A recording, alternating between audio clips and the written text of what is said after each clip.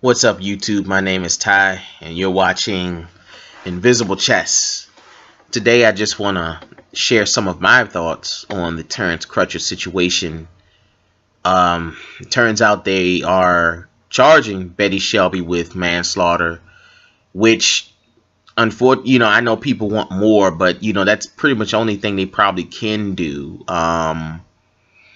Based on the evidence that's there. I mean, as a black man myself, I know how many of us feel about this situation, but we need to prepare ourselves for the fact that more than likely she's going to get off. I don't know. Like I said, I don't have a crystal ball. I don't know what's going to happen, but, I personally can't see, you hope for the best and prepare for the worst, right? So that's why they're doing all the dragging Terence Crutcher's name through the mud. Their defense is going to heavily rely on the whole drug use argument, which is why they're bringing up the drug recognition classes, or drug recognition training, I should say, that Shelby allegedly had, because they want to give some type of justification for her perceived threat. Because that's the only thing that, there was no physical manifestation of a threat. So they have to justify her perceptions.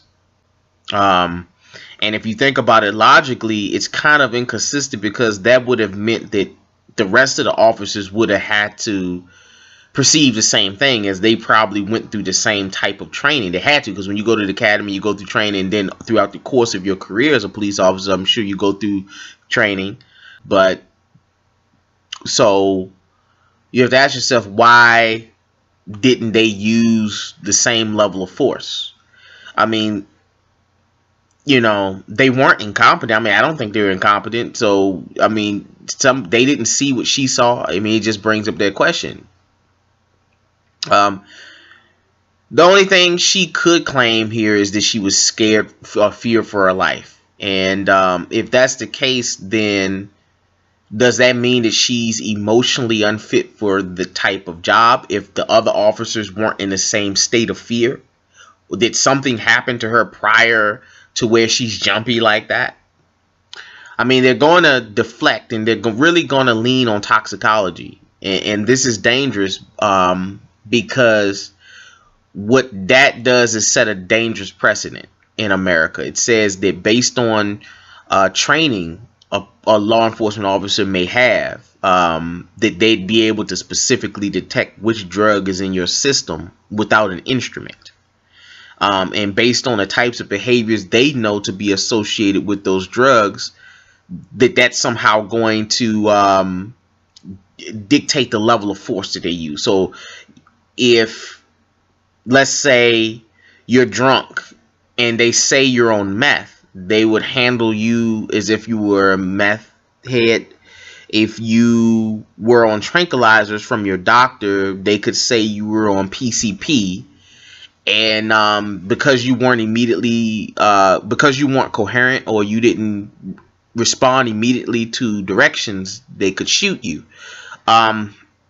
It's almost as if certain entities are trying to garner as much overwhelming evidence to this claim, so as to excuse her extreme fear, so that cops can have the license to make those calls. I mean, they already do it every day. It's under discretion.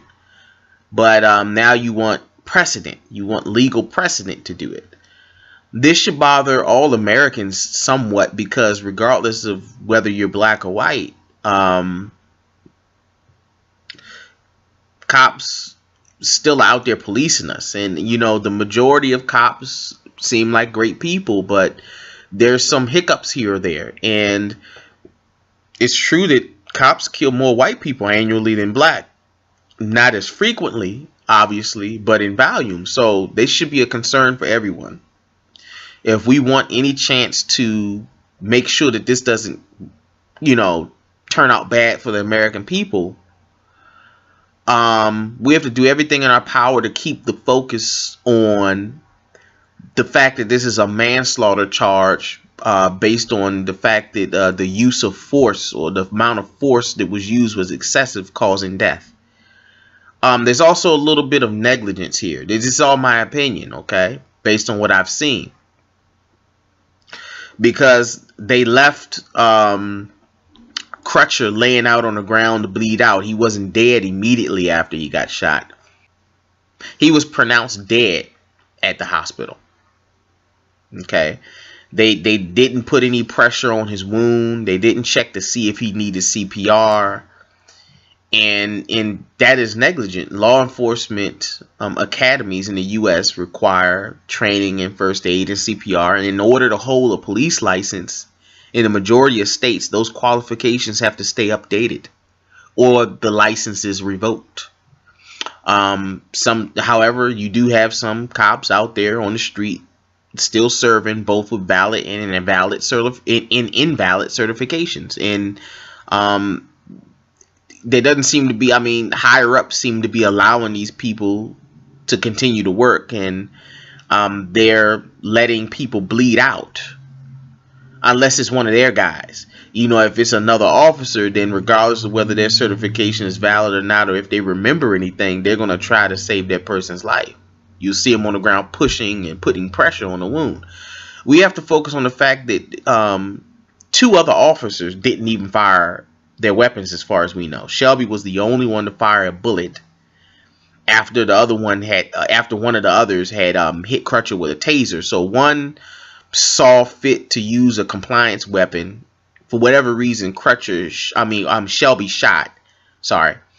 And the other 2 didn't do anything. And we got to really think about that. Crutcher was leaned up against his vehicle with his hands down on top of it. Now, there's a momentary little piece of action that's real slight where they're trying to say he was reaching into the vehicle, but I thought the windows were up. On top of that, he did get hit with a taser. So either he twitched and she shot him, or he reached in, like they're saying, which would go back to why the other 2 officers didn't fire at all. And I know, that's weird. I think she played hot potato. I think she shot prematurely. Maybe she was scared. It sounded like fear was in her voice. But we need to keep the focus on the use of force, is all I'm saying with that. They're going to play up this thing about Crutcher allegedly not following commands. We have to remind America, whether you're black or white, that not immediately following commands is not a death sentence. It can result in your death depending on the situation. If the individual involved is projecting behaviors or whatever towards the officer that is life-threatening, or if they're assaulting or whatever, but if it's not life-threatening behavior, like if a person is just sitting on the ground playing with themselves, and I don't mean that literally. I don't mean he put his hands down his pants or whatever. I'm just saying, maybe they're sitting down on the ground playing with their hair or something. It might be that they have some mental issues. You don't know, but that's not an immediate threat to you yet. Not yet. But if you consider that a death sentence, that would mean that you're not capable of working in schools or hospitals or any place where you might have, where the general public is, where you might have someone who may not immediately follow directions, which would be a big chunk of the general public. We do have coded law books in every state and every jurisdiction, with the long list of codes that law enforcement enforces, and a lot, all the states have laws along the lines of failure to comply, and so the punishment for that is listed under that code. And we have tons and tons of laws, but if death is going to be issued out to people automatically, regardless, then we might as well throw the law out. And because when you issue out death sentences on the street all the time, automatically, it kind of robs the people, the people of justice, the right to trials and to convict the guilty, and it takes away people's appreciation for the law. If that officer had been out there alone on the ground and the guy was like in a drunk-induced haze and charged at her, or kept walking towards her, regardless of if he had his hands up or not, then I'd understand the situation. I'd understand her logic in that moment. But she had way too much help. The guy's hands were high up in the air, invisible over 98% of the time. He was leaned up against the vehicle when she shot him. His back towards them. A taser was also present. You had other officers on the ground with her with their weapons, and a police helicopter with a cop inside who happened to be her current husband. She had more than enough comfort for her not to have that level of fear, but for whatever reason, she had that level of fear and nobody else did. And that's really telling right there. The hardest part about pushing this is going to be keeping the public's mind focused on the fact that this is an excessive force type case. This is manslaughter, but it's because of the excessive force. If he had lived, it would have been some type of police misconduct. Because that's where most excessive force claims go, that I've seen, at least, when the person is still alive. But because he's dead, and because there's no real explanation for why she went that far with it, they're going to make us comb through her mind and try to put ourselves in her position. And then they're going to make this case about the dangers that cops face every day. They're going to inject patriotism in it, and they may ask her to appear vulnerable on the stand so as the people won't identify her with law enforcement, but just as a helpless female. That's if there's a trial at all, because they may drop the whole thing beforehand.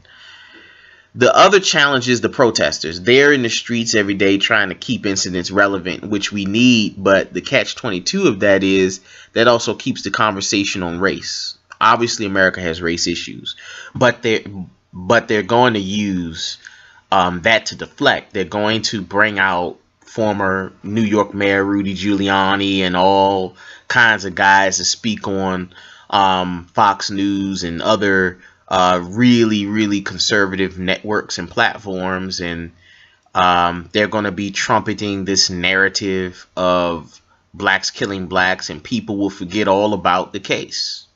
They'll forget the charge is manslaughter due to, because of excessive force. Terence Crutcher is not on trial. He's dead. You can't charge a corpse, but they're going to try him in the media and make this about his toxicology, or about whether or not black people can follow instructions. And the saddest part is the general public has an almost endless supply of incidents involving our people committing crimes daily, which has nothing to do with this case, but it still influences people's ideas about us as a whole. I mean, I got up this morning to do this commentary, and there was this situation, on the news, where I'm looking at a report of a bunch of black people who broke into an Asian woman's house with guns, and she had a weapon too. I guess they went in and didn't expect her to be there, or didn't expect her to be armed, I don't know, but she ended up shooting at them and they ran out. She killed one of them. So she was completely justified in doing what she did, but that distracted me, because I really had a lot of things to say that probably would have made a lot of the pro-black folks proud, but that kind of canceled Christmas on the whole situation. I know other black people out there feel the same way. It's like you see a report on the news and you hope, you pray that it's not one of yours. You pray that the person who did it wasn't black, and then you see that they were black, and it just kind of blows your whole day. So that right there kind of took me back. But